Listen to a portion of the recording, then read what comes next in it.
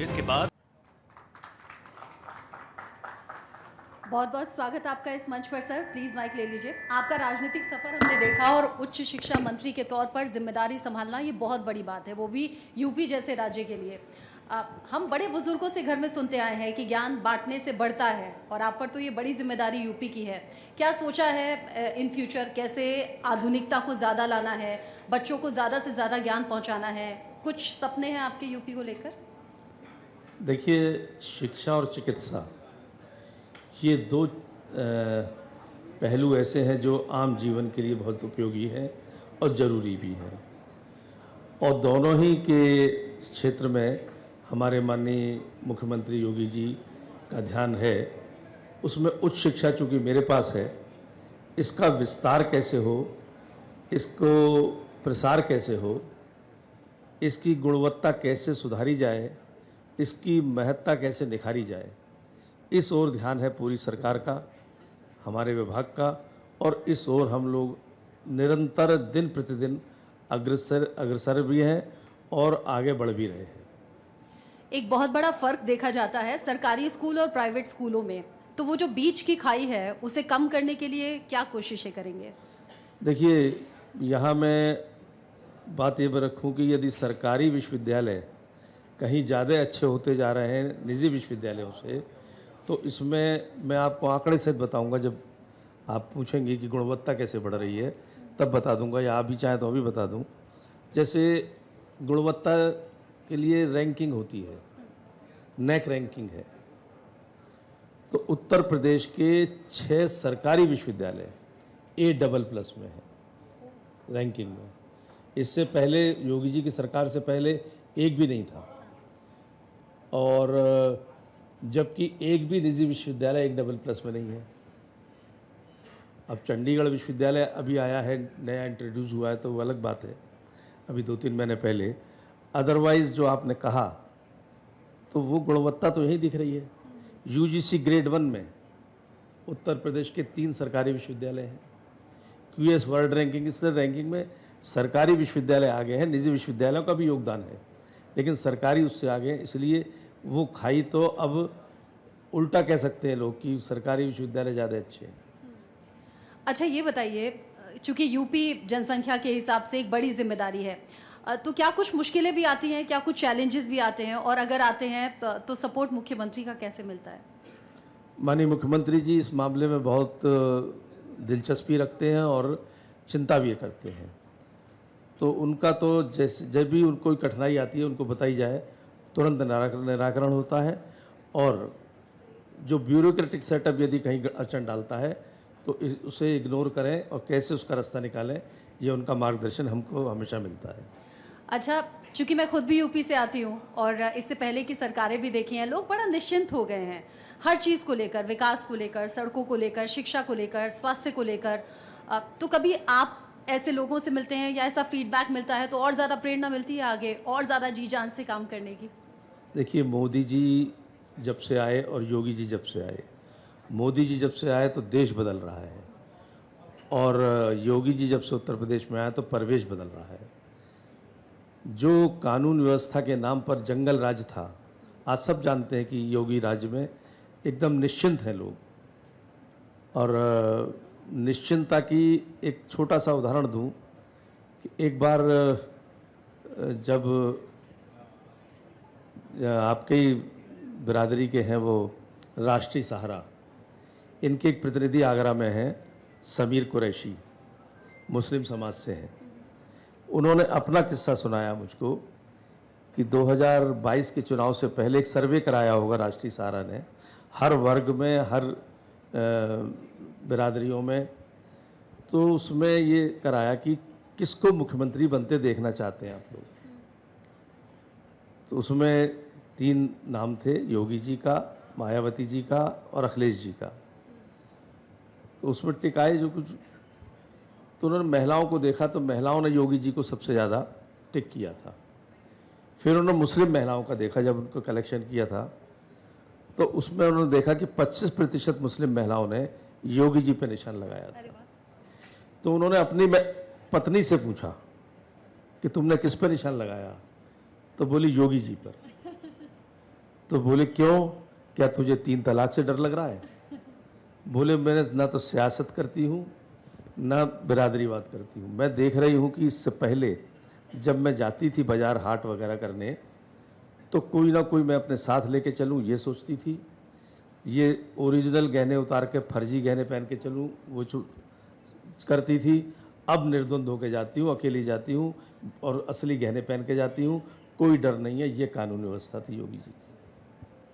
चूंकि आपने मुस्लिम समाज का जिक्र किया, एक बात पूछना चाहती हूँ। आजकल स्कूल कॉलेजेस में कई ऐसे केसेस सामने आते हैं जहाँ बच्चे स्टूडेंट्स धर्म को लेकर बात करते हैं। आपको लगता है धर्म को लेकर बच्चों को अवेयर करना ज़रूरी है या उनमें संस्कार पहले प्रायोरिटी होना चाहिए? कि आपके संस्कार कैसे हैं? देखिए, संस्कार धर्म से मिलते हैं, लेकिन धर्म क्या है इसको भी समझना जरूरी है। कोई धर्म ये नहीं सिखाता कि जिहाद करो, अगर असलियत में धर्म है तो वास्तव में धर्म क्या है, तो वो बड़ा लंबा विषय हो जाएगा डिबेट का। नहीं, आप लेकिन बोल सकते हैं क्योंकि इंटरेस्टिंग है ये टॉपिक। अच्छा, लेकिन संस्कार यदि कोई धर्म देता है तो सबसे अच्छा धर्म है। और मुझे फ़ख्र है इस बात का कि मेरा धर्म संस्कार देता है। मेरा धर्म कहीं ये नहीं सिखाता कि आप जिहाद करिए, किसी का गला काट दीजिए, गोली मार दीजिए, धर्म पूछ के मार दीजिए। इतना बड़ा कुंभ हुआ जिसमें 60 करोड़ से अधिक लोग आए, क्या एक भी ऐसा नारा लगा जो किसी धर्म के विरोध में हो? क्योंकि संस्कार में नहीं है हमारे। क्या एक भी ऐसा हुआ कि देखा हो कि ये कौन धर्म का है, इसको हटाओ? संस्कार में नहीं है। और वहाँ क्या हुआ, कश्मीर में धर्म पूछ के गोली मारी गई थी। वो कौन सा संस्कार है? वो कौन सा धर्म सिखाता है कि पटरियों पर पत्थर डाल दो, खंबे डाल दो, पलट जाएंगी ट्रेन, जनहानि होगी? ये कौन सा संस्कार है, कौन सा धर्म सिखाता है? हमारा धर्म संस्कार देता है और शिक्षा भी। एक बार स्वामी विवेकानंद जी से पूछा कि मानव के जीवन में संस्कार जरूरी है, शिक्षा? तो स्वामी जी थोड़ी देर चुप रहे, फिर उन्होंने कहा कि संस्कार युक्त शिक्षा जरूरी है। तो संस्कार युक्त शिक्षा यदि कहीं पर है तो मुझे कहने में गर्व है कि हिंदुत्व सिखाता है। अच्छा, एक बात और बताइए, क्योंकि जब आप सर्वे का जिक्र कर रहे हैं, कुछ सर्वेज होते हैं तो जो खास समुदाय के लोग हैं वहाँ अशिक्षा ज़्यादा मिलती है। क्या आपको लगता है कि अगर शिक्षा पहुँचेगी तो शायद इस तरह की केसेस ख़त्म हो जाएंगे, या फिर जो जिहाद आपने जिक्र किया, या फिर जो हिंदू बहन बेटियों को बहकाने वाली चीज़ें हैं वो ख़त्म हो सकती हैं अगर शिक्षा सही तरीके से पहुँचे तो? देखिए, शिक्षा अगर सही तरीके से पहुंचती है, जो शिक्षा है, तो ये सब खत्म होगा। वरना उसके साथ अगर एक विशेष टाइप की शिक्षा दी जाए, अफजाल गुरु क्या था? डॉक्टर, जेएनयू का प्रोफेसर,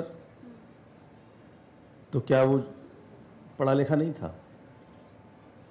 आज नारे भी लगते थे कुछ दिनों पहले तक जेएनयू में, अब तो बदलाव आ गया कि अफजल हम शर्मिंदा हैं, तेरे कातिल जिंदा हैं। ये शिक्षा नहीं है। तो शिक्षा जो है वो सकारात्मक संस्कार दे, राष्ट्रवाद सिखाए, वो है। आपको लगता है जानबूझकर माहौल ख़राब करने की कोशिश कुछ लोगों, या मैं कहूँ कि कुछ पॉलिटिकल पार्टीज़ के ज़रिए होती है? देखिए, ये विदेशी शक्तियां हैं जो कि इस तरह से हरकत किस देश के अंदर कर रही हैं। अभी आगरा में एक गैंग पकड़ा गया, जो आपने जिक्र किया कि महिलाओं को बहकाना। छांगुर बाबा? नहीं, आगरा में एक अलग, उसके बाद पकड़ा गया। रहमान करके है उसका जो सरगना।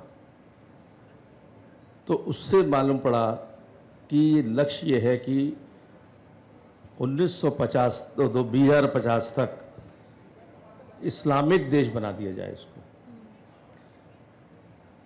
गजवा-ए हिंद करके उनका जो लक्ष्य है, और फिर हुकूमत की जाए। तो ये जो इस टाइप के लोग हैं, इसको रोकना सांप्रदायिकता नहीं है, लेकिन राजनीति इसमें पानी देती है। और वो राजनीतिक लोग जो इनको अपना वोट बैंक मानते हैं, वो इसको हवा देते हैं। तो राजनीति भी कहीं दुश्मन है इस संस्कारों की। वो लोग तो हैं ही जो इसको लेकर आए हैं इस देश के अंदर। लेकिन आप कैसे कंट्रोल करेंगे? कंट्रोल हम लोग कर रहे हैं, हर तरीके से कर रहे हैं। जो मदरसे हैं उन पर भी ध्यान दिया जा रहा है। राष्ट्रवादी मदरसों पर कोई चोट नहीं, लेकिन जो राष्ट्र विरोधी गतिविधियों में संलग्न होंगे उन पर चोट होगी। योगी जी के राज में, मोदी जी के राज में। ये जो केसेस बढ़ रहे हैं आजकल, जो हम धन विशेष की बात करें, आपको लगता है सोशल मीडिया इसके पीछे बहुत बड़ा जिम्मेदार है? देखिए, सोशल मीडिया तो कई मामलों में जिम्मेदार भी और कई मामलों में सतर्क भी करता है। जब सोशल मीडिया में ऐसे जिहादी भाषण आएंगे, जिहादी लेक्चर होंगे, जिहादी कुछ उद्बोधन होंगे, वो पहुंचते हैं तो वो मानसिकता को बदलते हैं। लेकिन सोशल मीडिया जब ये बताता है कि ये सब है तो उससे जागरूकता भी आती है। मैं इस समय परिवार को सबसे ज़्यादा जिम्मेदार मानूंगा। परिवार वाले ये देखें कि उनके बच्चे कहाँ जा रहे हैं। जो आगरा में जिक्र हुआ अभी मैंने किया, एक परिवार की 2 बच्चियां थीं। पहले एक बच्ची एक कश्मीरी लड़की लेके चली गई, मेरे पास आए वो लोग, मैंने कहा पुलिस से, आ गई पकड़कर। दोबारा वो दूसरी को भी, छोटी बच्ची को भी ले गई। फिर वो आए, फिर मैंने पुलिस से कहा तो सीपी आगरा ने कहा कि मेरे को मालूम है दोनों बच्चियां कहाँ हैं, लेकिन आप मुझे 15 दिन का समय दीजिए, मैं आज ले आऊँगा। बच्ची चाहिए या पूरा रैकेट चाहिए? उन्होंने कहा एक के संबंध ISIS से हो चुके हैं। तो मैंने कहा कि फिर हमें रैकेट चाहिए। अब बच्ची तो आ ही जाएंगी जब रैकेट मिलेगा, लेकिन बच्चियों की जल्दी अब नहीं है, अब देश की जल्दी है। और ये मैंने उनके परिवार को बताया भी, समझाया भी। क्या करते हैं आप लोग? आपके एक घर पे आते थे, उल्टा सीधा भरते थे, संस्कार विहीन बनाते थे। आप लोग उस समय क्या कर रहे थे? तो मैं आपके माध्यम से उन सभी परिवारों से ये कहना चाहूँगा कि सतर्क रहें, अपने भी संस्कार दें। हम भी अपने बच्चों को वो संस्कार नहीं दे पा रहे। मैं नहीं दे पा रहा हूँ, मैं तो बेतकल्लुफ़ कह सकता हूँ, जो मेरे माता पिता ने मुझे दी है। तो हमको उस ओर बढ़ना चाहिए। क्यों? लेकिन कम्युनिकेशन कम हो गया है बच्चों से? कम्युनिकेशन कम हो गया, कुछ भौतिकवादी परंपराएं हैं, व्यस्तता ज़्यादा हो गई है, और कुछ ये जो आधुनिकता की दौड़ में है कि ये तो कुछ नहीं। मैंने उन भाटिया परिवार से यही पूछा, मैंने कहा आपने ध्यान क्यों नहीं दिया? अरे बोले हम लोगों ने इस पर ऐतराज़ नहीं किया कि आना जाना ये सब, तो इस पर भी थोड़ा बचना चाहिए। अच्छा, चूँकि पेरेंट्स के लिए तो ये बहुत बड़ी चिंता है, स्कूल कॉलेजेस में ये केसेस ज़्यादा सामने आते हैं क्योंकि स्कूल कॉलेज में एज कम होती है। फिर आप जब कॉलेज पास आउट कर जाते हैं, जॉब में जाते हैं, तो फिर भी आप मैच्योर हो जाते हैं। तो आप तक भी तो ये केसेस पहुँचते होंगे? नहीं, हम पर पहुँचते हैं तो हम कॉलेज, हम इस बात को देखिए, जो मोदी जी ने NEP लाए हैं 2020, उसका मूल उद्देश्य क्या है? जब लॉर्ड मैकाले ने इस देश को शिक्षा पद्धति दी थी, तो वो एक सेंटेंस के सरकमफ्रेंस में सब पाठ्यक्रम कार्यक्रम बनते थे। उससे जब उसके पिता ने पूछा कि तुम हिंदुस्तान में क्या करके आए हो जो तुम कह सको अपनी कौम के लिए किया, तो बोला मैं वो शिक्षा पद्धति दे के आ रहा हूँ जो कि काले अंग्रेज पैदा हो करेगी। शरीर से हिंदुस्तानी होंगे, मानसिक रूप से अंग्रेज होंगे। और उस सरकमफ्रेंस में ही सब पाठ्यक्रम बनते गए, कार्यक्रम बनते गए, और इस देश में अंग्रेज पैदा होते चले गए, काले अंग्रेज बने। NEP 2020 में पहली बार ऐसा हुआ है कि अगर उनको 3 सेंटेंस में मैं बांध दूं, शिक्षा को संस्कार से जोड़ना, शिक्षा को रोजगार से जोड़ना, शिक्षा को तकनीक से जोड़ना, इन 3 सेंटेंस के सरकमफ्रेंस में पाठ्यक्रम और कार्यक्रम बन रहे हैं। जब शिक्षा संस्कार से जुड़ रही है तो वो सुधार आएगा, जो विकृति आ रही थी वो विकृति दूर होगी। बहुत अच्छी बात आपने कही। पढ़ाई को लेकर, रोजगार को लेकर यूपी से बाहर बच्चे ना जाएं, युवा ना जाएं, ये मैं आपसे आगे पूछूंगी, लेकिन यहाँ शायद गौरव को, अच्छा अरविंद जी को सवाल पूछना चाहते हैं। योगिन जी, मैं ये आपसे कहना चाह रहा हूँ कि आपने एक छोटी सी घटना बताई कि आगरा में जो है 2 बच्चियों का जिक्र किया। एक बहुत बड़ा गैंग आपके यहाँ पकड़ा गया, कितना ऑर्गेनाइज होकर वो क्राइम कर रहा था, कैसे बच्चियों को फंसा रहा था धर्म के माध्यम से, और पूरे उत्तर प्रदेश में गैंग पकड़ा जा रहा है। मैं ये समझना चाहता हूँ कि आखिर धर्म जो होता है वो आपको सही रास्ता दिखाने के लिए होता है। धर्म का जिस तरह से इस्तेमाल किया जा रहा है नौजवानों को बरगलाने के लिए, ये अपने आप में बहुत चिंता का विषय है। और जिस तरीके से अभी आपने रचना जी ने कहा कि भाई सोशल मीडिया है या बाकी जो दूसरे इंस्ट्रूमेंट है, हम घर में रहते हैं, दूसरे कमरे में, मतलब घर में रहते हुए भी हम मैसेज के जरिए बातचीत कर रहे हैं। आपको लगता नहीं कि वाकई एजुकेशन में भी कोई ना कोई ऐसी व्यवस्था होनी चाहिए, कोई ना कोई ऐसा बैलेंस होना चाहिए जो इन सारी चीज़ों को मॉनिटर करे? हर महीने की कोई ना कोई एक ऐसी रिपोर्ट आनी चाहिए जिसके माध्यम से इसको देखा जा सके। मैं अभी देख रहा था कल परसों, स्कूलों में चाकूबाजी हो रही है, गैंग बनाए जा रहे हैं। ये एक कहीं ना कहीं किसी को भी चिंता में डाल देता है, किसी भी माता पिता को चिंतित कर देता है। तो हम बहुत ढेर सारी पॉलिसी बना रहे हैं, नई एजुकेशन पॉलिसी बना रहे हैं, जब हमारे बच्चे ही ठीक नहीं रहेंगे, जब हमारी उन पे ही नज़र नहीं रहेगी, तो हम उनको किस तरह से पढ़ा पाएंगे? देश का भविष्य कैसे सुरक्षित रहेगा? मेरा ये सवाल है आपसे। मैंने अभी आपको बताया कि NEP 2020 में यही है कि शिक्षा को संस्कार से जोड़ना।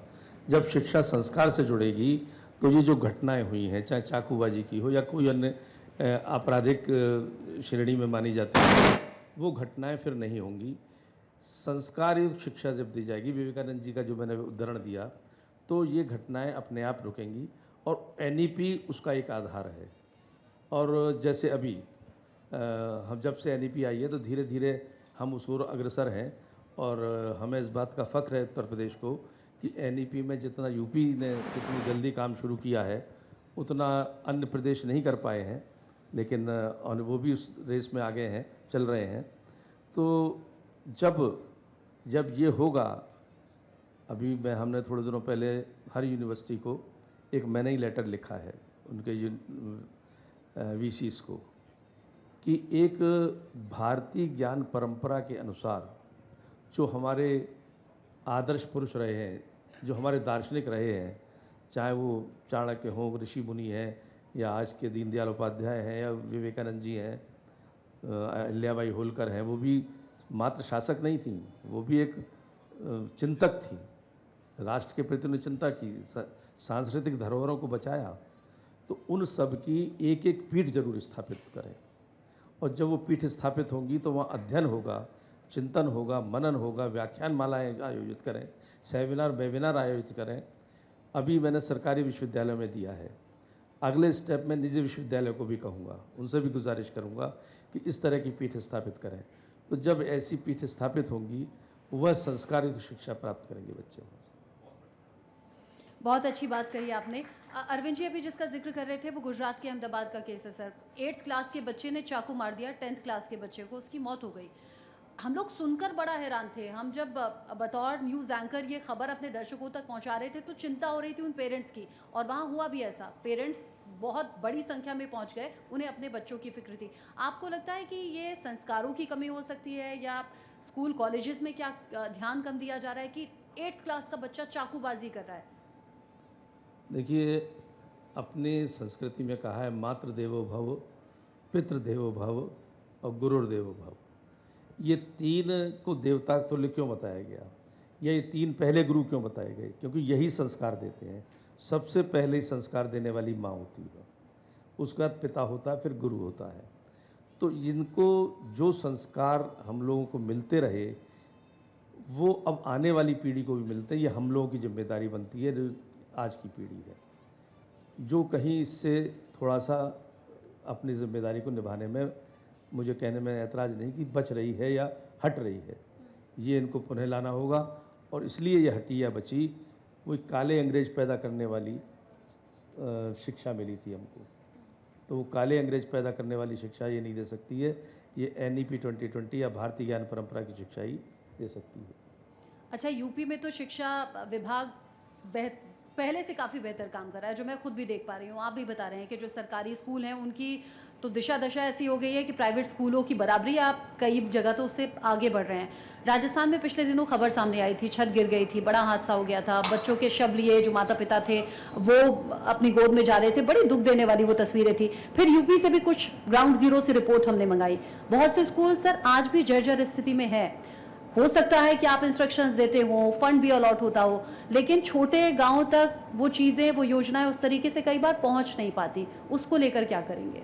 देखिए, मेरे पे वैसे तो शिक्षा है, लेकिन आपने बेसिक शिक्षा और माध्यमिक शिक्षा के मंत्री भी आएंगे आपके यहाँ पे, लेकिन फिर भी आपने प्रश्न किया, मैं जवाब देता हूँ।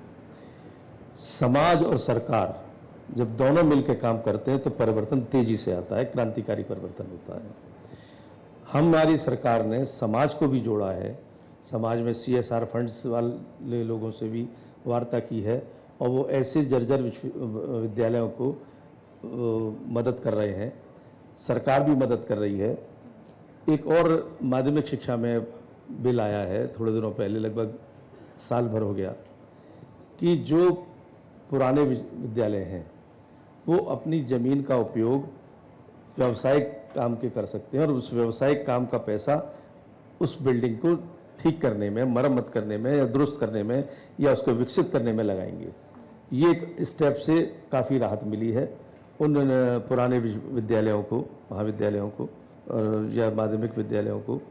ऐसे ही जो पुराने स्टूडेंट हैं, पुरातन छात्र एलुमनाई कहते हैं उसको, वो कई बड़े बड़े स्थानों पर पहुंच चुके हैं। उनको ये सब सरकारी तौर पे शुरुआत हुई है, समाज जोड़ा गया है उसमें, तो उससे उनसे जब आते हैं तो कहीं ना कहीं अटैचमेंट होता है कि ये मेरा पुराना विद्यालय है, यहाँ पर यदि मैं आज सक्षम हूँ, तो उन्हें इनिशिएटिव करने की ज़रूरत है और उसके अच्छे परिणाम आ रहे हैं। तो हमारे लोग उनको प्रेरित करते हैं और प्रेरणा से परिणाम सामने आ रहे हैं। अब इतने सालों की गंदगी को धीरे धीरे साफ होगी। अभी आप ये तो देखेंगे, ये गिलास, कोई गिलास खाया हुआ खाली है पूरा, आधा भर गया तो आधा भर गया, ये स्थिति सकारात्मक है। आधा खाली देखना नकारात्मक है। तो कुछ रह गए, वो भी होंगे पूरे जब भरना शुरू हुआ है गिलास का। आपकी यही बात आगे बढ़ाती हूँ कि हाँ, आधा ग्लास भर गया है। मैंने पहले की सरकारों के काम भी देखे हैं। बड़ी जो यूनिवर्सिटीज़ हैं, जो इससे पहले मैं जिक्र कर रही थी कि बच्चे पढ़ाई के लिए राज्य से बाहर ना जाएं या फिर रोज़गार के लिए बाहर ना जाएं, चीज़ें बहुत बदली हैं। बड़ी यूनिवर्सिटीज़ हैं, इनफैक्ट यूपी से जो अलग स्टेट के बच्चे हैं वो यूपी की यूनिवर्सिटीज़ में एडमिशन ले रहे हैं। तो आगे इसको लेकर कुछ और रूपरेखा है जो तैयार की गई है कि यहाँ से पढ़ें और यहाँ इस तरीके से रोज़गार मिल जाए, अपने बच्चे अपने स्टेट में रहें? मैं इसका उदाहरण इसी से देना चाहूँगा। जैसे मैंने बताया आपको, रैंकिंग बता दूँ उत्तर प्रदेश में कि किस ढंग से बदली और कितनी हो गई। उत्तर प्रदेश में QS वर्ल्ड रैंकिंग में 2 सरकारी विश्वविद्यालय, QS एशिया रैंकिंग में 6 सरकारी विश्वविद्यालय, UGC ग्रेड 1 में 3 सरकारी विश्वविद्यालय, NAC ग्रेडिंग रैंकिंग में A++ में 6 सरकारी विश्वविद्यालय। उच्च शिक्षा के बाकी और भी हैं, कृषि के, मेडिकल के, वो अलग बात है। A+ में 2 सरकारी हैं और 7 निजी विश्वविद्यालय हैं। A में 1 सरकारी है और 4 निजी विश्वविद्यालय हैं। B क्यों अभी नहीं गिनता मैं, B तो बहुत से हैं। ऐसे NIRF रैंकिंग में उत्तर प्रदेश के 7 संस्थान आ गए हैं, पर पहली बार ऐसा हुआ है।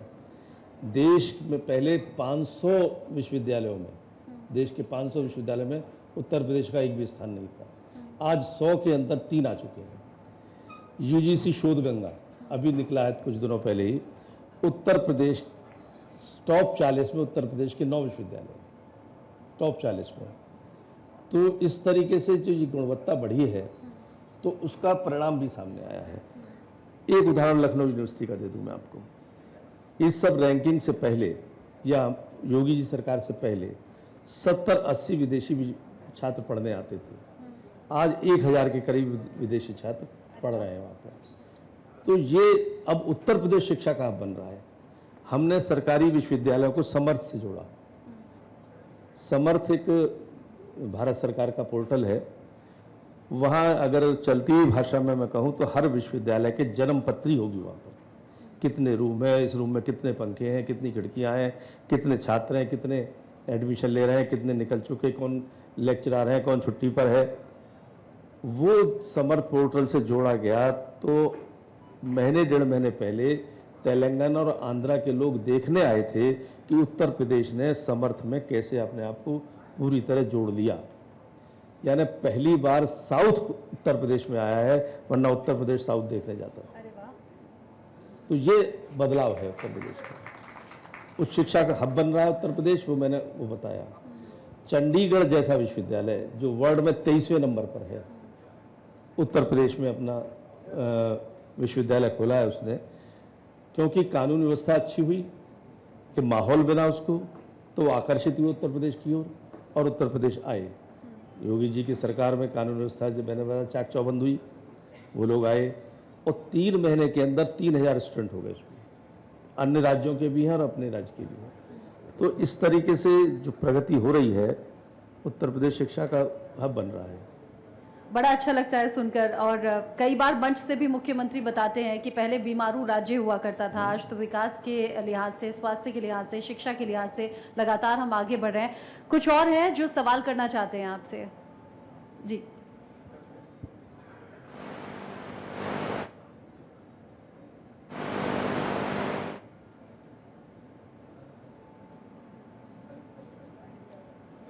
बोलिए, सुनाई देगा। हेलो, मैं हायर एजुकेशन में ही अमर सिंह महाविद्यालय लखावटी है एग्रीकल्चर का, और आर्ट्स का मैं उसमें प्रोफेसर हूँ, शारीरिक शिक्षा और खेलकूद का। मेरा एक प्रश्न है और मैं उससे पहले आपको एक बधाई देना चाहता हूँ। समर्थ की बात चल रही थी, तो मैम समर्थ में जो प्रमोशन की प्रक्रिया है सर, मैं प्रोफेसर हूँ, मैंने उन चरणों को पहले, मैं जब उन चरणों से निकल के आता था बहुत लंबी प्रक्रिया होती थी, और समर्थ में आज समर्थ में सिर्फ आप अपने डॉक्यूमेंट्स अपलोड करें और वो एक बहुत लंबी प्रक्रिया बहुत छोटी सी कर दी। आपने बहुत बहुत बधाई उस प्रमोशन के लिए, जिसके लिए हम जैसे प्रोफेसर्स को बहुत लंबी प्रक्रिया करें। मेरा प्रश्न सर इतना है सर, आपने अभी ट्रांसफर की भी प्रक्रिया को बहुत सरल कर दिया है, तो मैं सिर्फ आज ये आपको आग्रह करना चाहूँगा, ये खुर्जा में एक गर्ल्स कॉलेज है सर, आपकी यहाँ से लिस्ट भी जारी हो गई है। एक महिला बहुत लंबे समय से स्ट्रगल कर रही थी वहाँ पर, हायर एजुकेशन डायरेक्टर साहब ने प्रमोशन भी कर दिए, लेकिन अभी भी जो कॉलेज मैनेजमेंट्स हैं और जहाँ पर जैसे मैनेजमेंट नहीं है वहाँ पर वो ब्यूरोक्रेटिक इंटरवेंशंस आपने शुरू में कहा था कि योगी जी ने कहा उसको थोड़ा, तो सर थोड़ा उस ओर ध्यान देने की भी ज़रूरत है। उन महिला का ट्रांसफ़र कहीं हो गया है, सरकार ने जारी भी कर दी है, लेकिन वो अभी तक उनको वहाँ से रिलीव नहीं किया जा रहा है। सरकारी विश्वविद्यालय है या वो सरकारी कॉलेज है, एडेड कॉलेज है, एडेड है जी। एडेड कॉलेज में एकल ट्रांसफ़र होता है। अगर उनके पास एनओसी है दोनों तरफ की, यानी जहाँ से छोड़ना चाहती है वहाँ की और जहाँ जाना चाहती है वहाँ की, लगभग 200 फाइल शासन में आई हुई हैं ऐसी, और उसमें 112 का हो चुका है ट्रांसफ़र लगभग। मैं उन्हीं में कहना चाहता हूँ सर, वो ट्रांसफ़र की लिस्ट में है मैम। हाँ भाई बता रहा हूँ मैं आपको, लिस्ट में नहीं है, फाइल में है। नहीं बता रहा हूँ मैं, उसमें है 102 में, तो फिर वो क्यों नहीं छोड़ रहे हैं? ब्यूरोक्रेटिक इंटरवेंशंस, वहाँ पे मैनेजमेंट नहीं है, जिलाधिकारी ही उसको देखते हैं। वो एनओसी तो पहले हो गई थी, लेकिन अब उनको रिलीव नहीं किया जा रहा।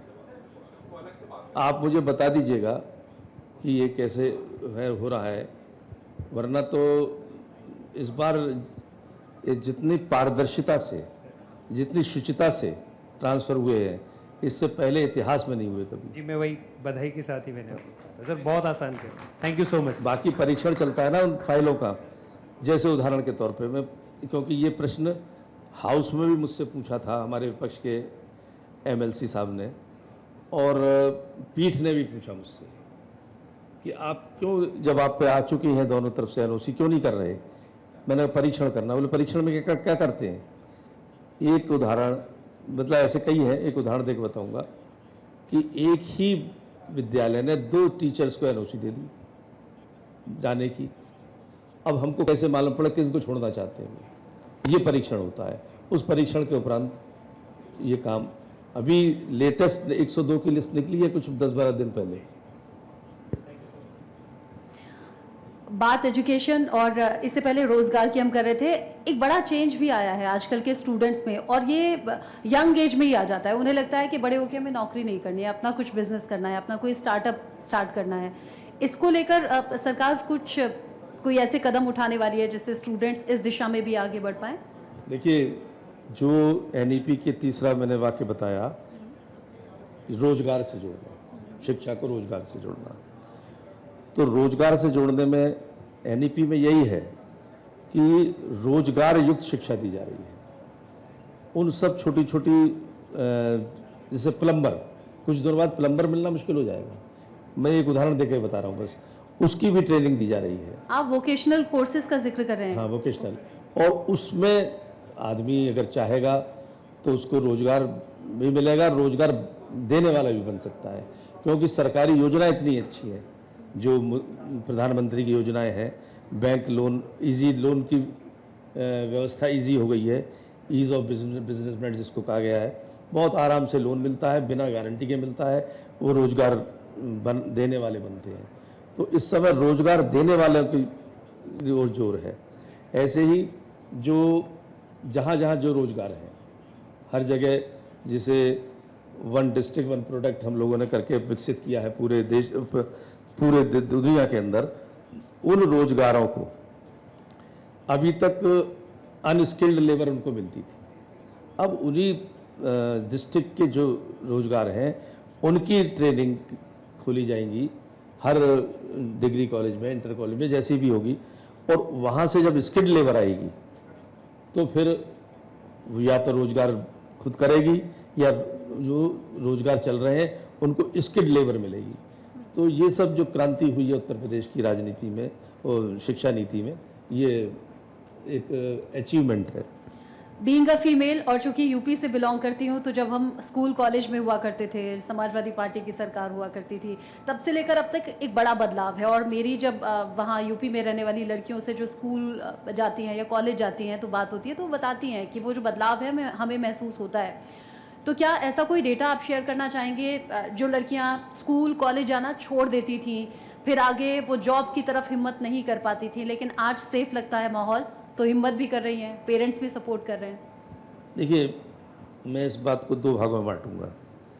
पहला जो आपने कहा है, स्कूल चलो अभियान बेसिक शिक्षा में चल रहा है, घर घर जाके संपर्क किया जा रहा है उनको।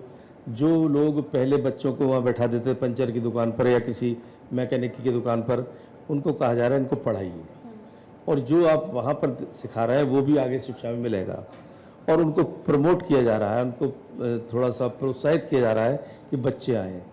बेसिक शिक्षा में बच्चों को सबसे पहले लाया जाए, सीधे उच्च शिक्षा तो कोई प्राप्त नहीं कर सकता। फिर बेसिक शिक्षा के डाटाज देखे जा रहे हैं कि जिन्होंने बेसिक शिक्षा में एडमिशन लिया था वो हाई स्कूल में कितने लोग उसमें से पहुँचे, क्यों रुक गए, उनका भी डेटा कलेक्ट करके उस पर कैसे होमवर्क किया जाए, कैसे उस पर आगे बढ़ा जाए। ऐसी जिन्होंने इंटरमीडिएट एजुकेशन ले ली वो डिग्री कॉलेज में क्यों नहीं पहुंच पाए, उनका भी, और उससे फिर उनका निराकरण और उनका एजुकेशन मिले, इस ढंग से सोचा जा रहा है। और दूसरी बात शिक्षा का, देखिए ये प्रदेश ऐसा प्रदेश था, विडंबना कहना चाहिए, इससे बड़ी विडंबना हो नहीं सकती, दुर्भाग्य हो नहीं सकता किसी प्रदेश का, कि कोई राजनीतिक दल युवा को ये कह के पदभ्रष्ट करे कि आप हमको सत्ता दीजिए, हम आपको नकलची से रोकने का प्रावधान खत्म कर देंगे, यानी नकल करने का अधिकार देंगे अप्रत्यक्ष रूप से। इस प्रदेश का दुर्भाग्य था कि यहाँ ऐसे लोग थे और सत्ता में आए, उन्होंने पटवारा किया है। लेकिन आज बिल्कुल उल्टा हो रहा है, पिरामिड उल्टा हो चुका है।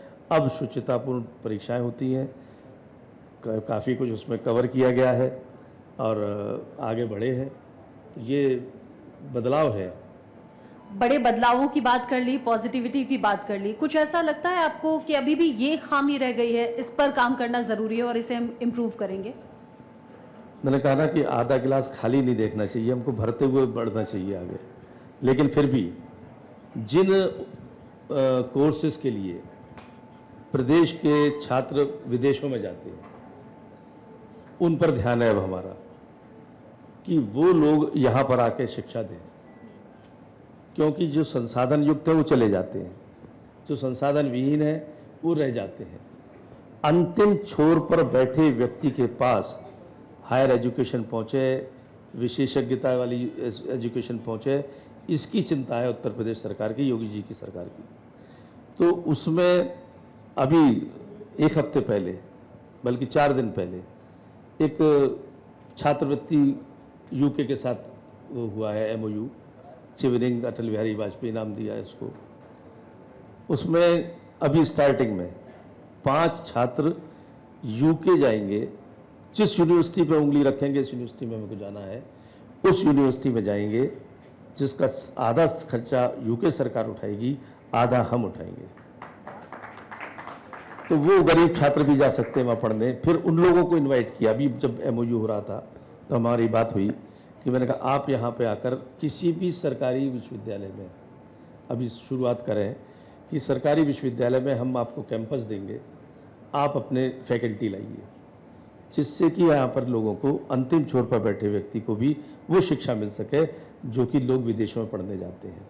उससे क्या होगा, यहाँ रोजगार के अवसर उत्पन्न होंगे, यहाँ पर अच्छी शिक्षा मिलेगी, संसाधन विहीन छात्र शिक्षा प्राप्त कर सकेंगे। और उनको ये भी कहा है कि अगर आप चाहते हैं, माननीय योगी जी ने इतना आगे बढ़ाया उस बात को, अगर आप चाहते हैं तो हम आपको इंसेंटिव्स देंगे, यही यूनिवर्सिटी खोलिए। तो इस ओर ध्यान है वो हमारा।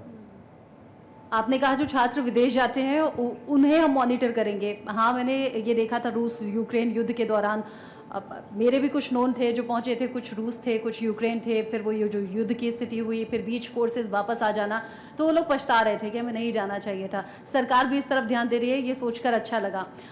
जिस तरीके से हमारे प्रदेश के युवा आगे बढ़ रहे हैं, उन्हें कई बार दिशा की कमी महसूस होती है। आपको लगता है कि स्कूल कॉलेजेस में ही कुछ ऐसा मार्गदर्शन होना चाहिए, कुछ ऐसे कोर्सेज हों या कुछ ऐसे एक्स्ट्रा क्लासेस हों जिससे उन्हें पता चल सके कि आगे करना क्या है? इसके लिए 2 सिस्टम रखे हैं। पहले आते ही काउंसलिंग, हर यूनिवर्सिटी में कहा गया है कि डिग्री कॉलेजेस को लेकर वह काउंसलिंग हो बच्चे की, वो किधर ज़्यादा अच्छा कर सकता है, उसको सजेस्ट कर सकते हैं। पढ़ना उसका काम है कि किस कौन से कोर्स को ले, या उसके माँ बाप का काम है। फिर भी एक दिशा मिलती है। और उसके बाद जब वो हो जाता है उसका पूरा, तो फिर उसको प्लेसमेंट कैसे हो, इसके लिए भी गाइडलाइन दी जाती है। ये शुरुआत हुई है अभी कुछ दिनों से, कुछ सालों से। और ख़ास तौर से जो हमारे निजी विश्वविद्यालय हैं वो इस ओर ज़्यादा चिंता देख रहे हैं। जैसा अभी समर्थ की बात आई, तो समर्थ से अब निजी विश्वविद्यालय को जोड़ने की बात भी हमने करी, तो समर्थ पे ओवरलोड हो गया वर्क। माननीय योगी जी ने निर्देशित किया हमको कि उत्तर प्रदेश का एक पोर्टल समर्थ की तरह से बनाओ और सभी निजी विश्वविद्यालय को जोड़ो उनसे। तो निजी विश्वविद्यालयों की भी जो कहीं शिकायतें आती रही पुराने समय में, और मुझे कहने में हिचक नहीं कि जो लोग ऐसा काम करते थे वो उन राजनीतिक दलों से जुड़े हुए थे जो विपक्ष में बैठ रहे हैं आजकल, फर्जी डिग्री बनाना। तो जब वो ऐसा पोर्टल से जुड़ जाएंगे तो ये सब विसंगतियाँ दूर हो जाएंगी। तो वो पोर्टल भी बनाया जा रहा है, तो अंतिम छोर तक बैठे व्यक्ति पे उच्च शिक्षा पहुँचे। इसके लिए मैं आपको आंकड़े बताऊं कितने विश्वविद्यालय खुल गए। अपने एक सामने बैठे हैं IMT वाले, इनका भी एक ऑफ कैंपस है। अभी देखिए, योगी जी की सरकार से पहले 22 गवर्नमेंट के विश्वविद्यालय थे यहाँ पर, 14 थे। यानी एक विडंबना देखिए, सरकारी जो कमिश्नरी है उस कमिश्नरी में भी एक विश्वविद्यालय नहीं, कई ऐसी थी। 8 सरकारी कमिश्नरियों में विश्वविद्यालय खोले योगी जी ने। आज कोई कमिश्नरी ऐसी नहीं है जहाँ सरकारी विश्वविद्यालय ना हो। ये शिक्षा का, उच्च शिक्षा का प्रसार हुआ। ऐसे ही इस समय 49 निजी विश्वविद्यालय हो गए। कई लोग आगे आए, उन्होंने खोले।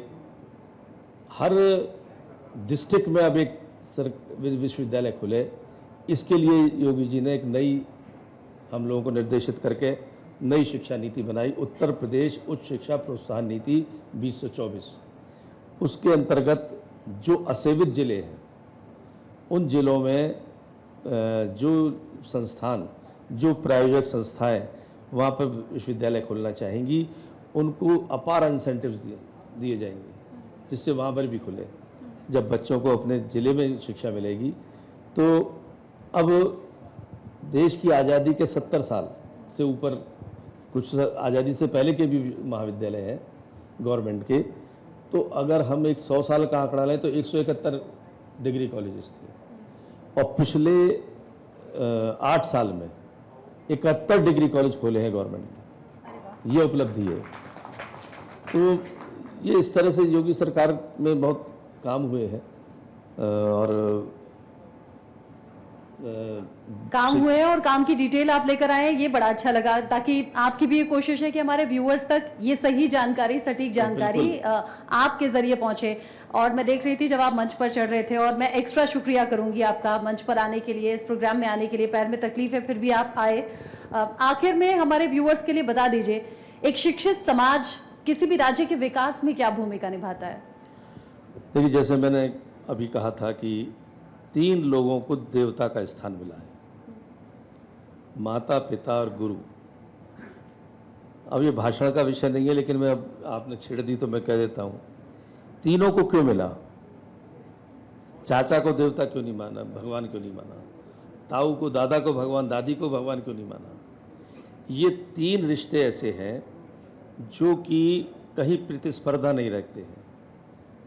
पुत्रात शिष्यात पराजयम, पुत्र और शिष्य से पराजय की कामना करता है आदमी। हर ये पिता चाहता है या माता चाहती है मेरा पुत्र हमसे आगे जाए, हर गुरु चाहता है कि उसका शिष्य उससे आगे जाए। तो ये एक ऐसा संबंध है जो प्रतिस्पर्धात्मक स्वार्थ नहीं रखता, इसलिए इन्हें देवता तुल्य माना गया है। तो हम शिक्षकों को भी उसी जिम्मेदारी को निभाते हुए, वही संस्कार जो संस्कृति हमारी है कि हम अपने स्टूडेंट्स को कैसे आगे ले जाएं, कैसे उनको आज की आधुनिकता की दौड़ में भी दौड़ाएं और कैसे हम अपने भारतीय ज्ञान परंपरा से भी जोड़े रखें, क्योंकि संस्कार जरूरी है। जैसा विवेकानंद जी ने कहा, संस्कार युक्त शिक्षा, और राष्ट्रवाद की ओर प्रेरित करें बच्चों को। विवेकानंद जी का एक और उदाहरण मैं देना चाहूँगा। विवेकानंद जी ने शिक्षा के बारे में बहुत लिखा है, बहुत कहा है। उन्होंने यद्यपि 50 साल तक के लिए कहा था, लेकिन आज भी वो इतने प्रेरणा देता है हमको, आने वाली 100 साल तक देता रहेगा उनका ये वाक्य प्रेरणा। उन्होंने कहा कि आने वाले 50 सालों तक इस देश के युवाओं को ये भूलना होगा कि उनका कोई देवी है, इष्ट देवी या इष्ट देवता। इष्ट देवी है तो भारत माता, इष्ट देव है तो भारत राष्ट्र। तो ये हमको बताना होगा। तो शिक्षा के साथ साथ शिक्षकों को राष्ट्रवाद भी सिखाना होगा। ये शिक्षकों के लिए मेरा आपके माध्यम से अनुरोध है। बहुत अच्छी बात आपने कही। मेरा तो आखिरी सवाल था, लेकिन गौरव कह रहे हैं कि आपसे एक सवाल पूछना चाहते हैं। हाँ जरूर। हेलो सर, आपका न्यूज़ इंडिया परिवार में बहुत बहुत स्वागत है, आपने समय निकाला। दरअसल हमारा news India channel social media पे बहुत स्ट्रांग है और सैकड़ों हजारों दर्शक इसको सोशल मीडिया पर देख रहे हैं। कुछ सवाल आए हैं उनके, तो वो कह रहे हैं कि माननीय मंत्री से पूछिएगा। सर, कुछ लोगों के जो कॉमन सवाल हैं वो ये है कि उच्च शिक्षा की जो भर्ती प्रक्रिया है उसके विषय में छात्रों तक नहीं पहुंच पाता है। जैसे बहुत सारे ऐसे विद्यालय हैं जिनमें शिक्षकों की आवश्यकता है, लेकिन वहाँ के जो स्टाफर हैं वो अपने ही लोगों को भर्ती कर लेते हैं, उनके लिए आपके विभाग से अनुमोदन ले लेते हैं और सैकड़ों लोग वंचित रह जाते हैं। तो मैं चाहता हूँ कि आप अपने उस डेटा पर प्रकाश डालिएगा, पिछले समय में कितने लोगों को आपने अपने माध्यम से रोजगार दिया है और उनको पारदर्शी तरीके से रोजगार मिला है, क्योंकि रोजगार का जो मुद्दा है उत्तर प्रदेश में वो सबसे बड़ा है और इसी को लेकर लगातार सवाल आ रहे हैं। सर देखिए,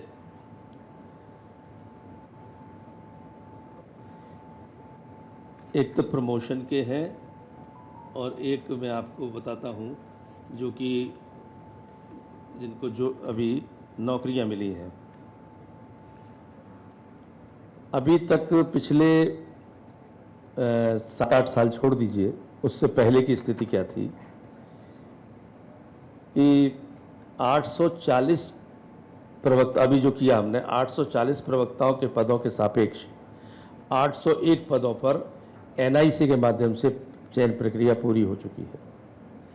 एडेड कॉलेजेस में 2002 प्रवक्ताओं की नियुक्ति की प्रक्रिया पूर्ण हो चुकी है। सब पूरा पारदर्शी तरीके से। अल्पसंख्यक महाविद्यालयों में रुका हुआ था लगभग, अभी पिछले 1 साल के अंदर 200 अध्यापकों की नियुक्तियां हो चुकी हैं। उत्तर प्रदेश शिक्षा आयोग का गठन हो गया और उत्तर प्रदेश शिक्षा आयोग के गठन में शुचितापूर्ण और पारदर्शितापूर्ण भर्तियां होंगी, उसमें अध्याचन भी जारी हो गए, एग्जामिनेशन की प्रक्रिया भी शुरू हो गई है। ऐसे ही लगभग 2000 असिस्टेंट प्रोफेसर की नियुक्ति हेतु उत्तर प्रदेश लोक सेवा आयोग को लिख कर भेजा जा चुका है, वहां की प्रक्रिया प्रारंभ हो रही है। अब नवस्थापित विश्वविद्यालय जो भी हैं वहाँ रोजगार के अवसर स्वतः मिलते हैं। यदि IIMT खोलते हैं, हमारे अग्रवाल साहब सामने बैठे हैं, तो चपरासी से लेकर VC तक की नियुक्ति करते हैं जी। वैसे तो चल नहीं रहे बिना उसके, तो ये सब रोजगार के अवसर मिले हैं।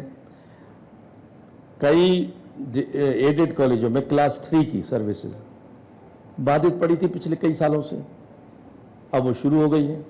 जो एडेड कॉलेजेस में वैकेंसीज हैं वो सरकार से अनुज्ञा ले रहे हैं हमारे विभागों से, और वहाँ पे भर्तियाँ हो रही हैं। तो भर्तियों की बहुत बड़ी सिलसिला शुरू हो चुका जी।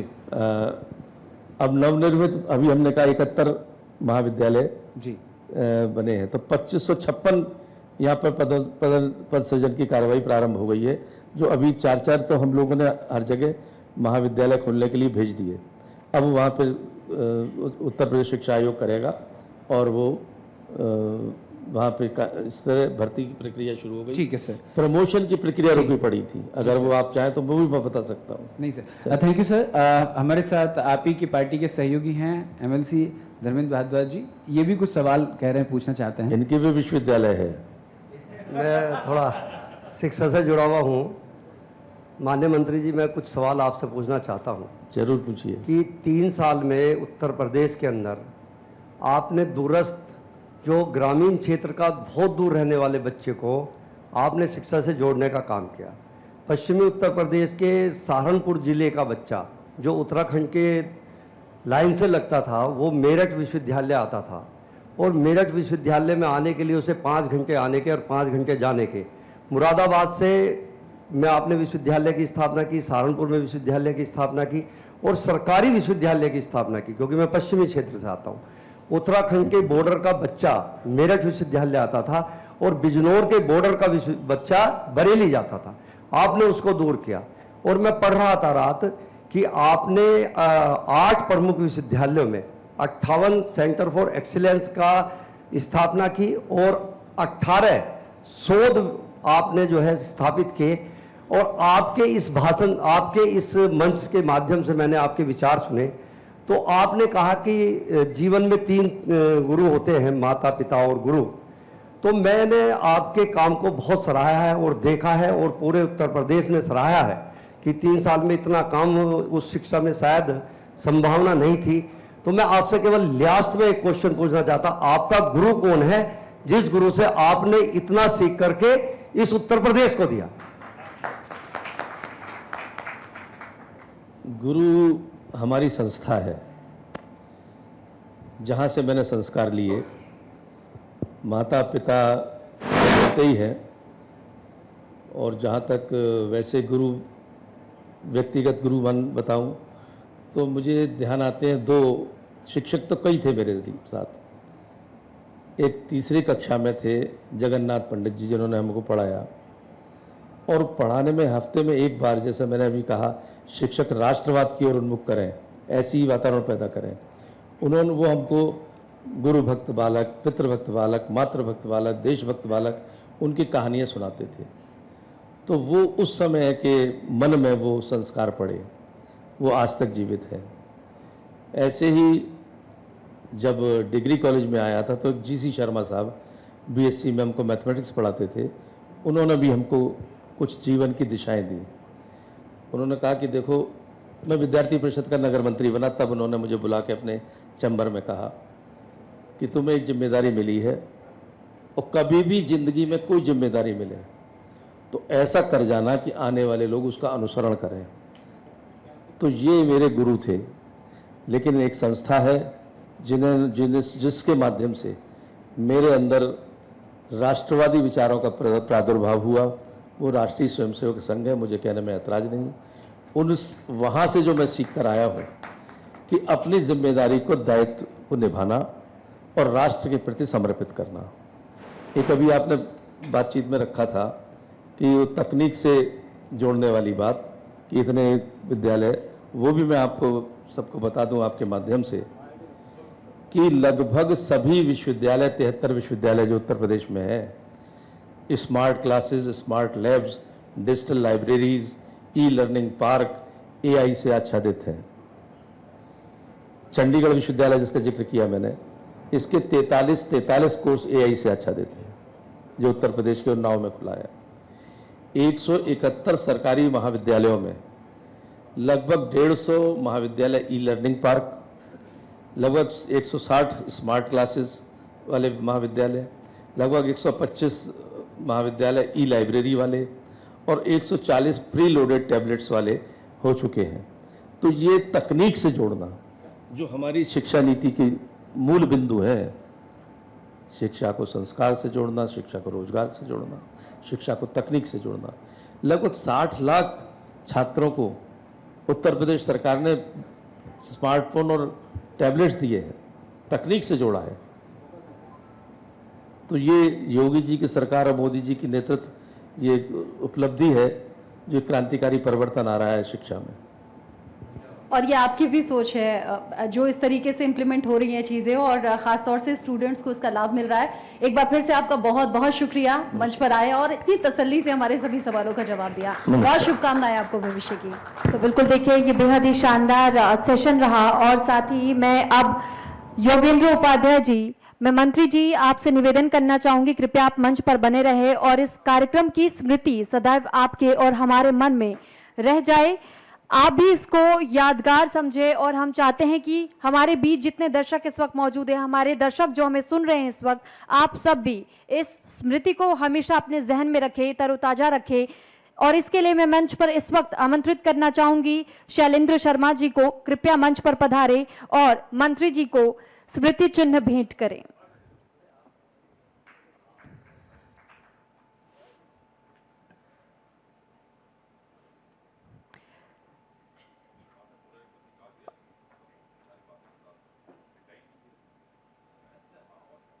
तो ये वो स्मृति चिन्ह है जिसे हम अपने मेहमानों को सौंप रहे हैं ताकि वो भी इस ज्ञान उदय के कॉन्क्लेव में शामिल होकर इस ज्ञान को वाकई में उदय करवा सके, क्योंकि शिक्षा वो माध्यम है जिसकी जरूरत हर किसी को पड़ती है। और देखिए, बहुत खूबसूरत सी बात योगेंद्र उपाध्याय जी ने अपने वक्तव्य में कही। उन्होंने एक बात का जिक्र किया था, गुरु को भगवान का दर्जा क्यों दिया जाता है। तो इससे भी कुछ पंक्तियां याद आती हैं कबीरदास जी की। उन्होंने एक दोहा कहा था, गुरु गोविंद दो खड़े काके लागू पाए, बलिहारी गुरु आपने गोविंद दियो बताए। इसका अर्थ सिर्फ इतना निकलता है कि आपके सामने चाहे कोई भी क्यों ना हो, लेकिन अगर गुरु है तो आपको सबसे पहले नतमस्तक उनके सामने होना है, उनके आगे शीश झुकाना है। और ये वो शब्द थे जो योगेंद्र उपाध्याय जी की ओर से कहे गए।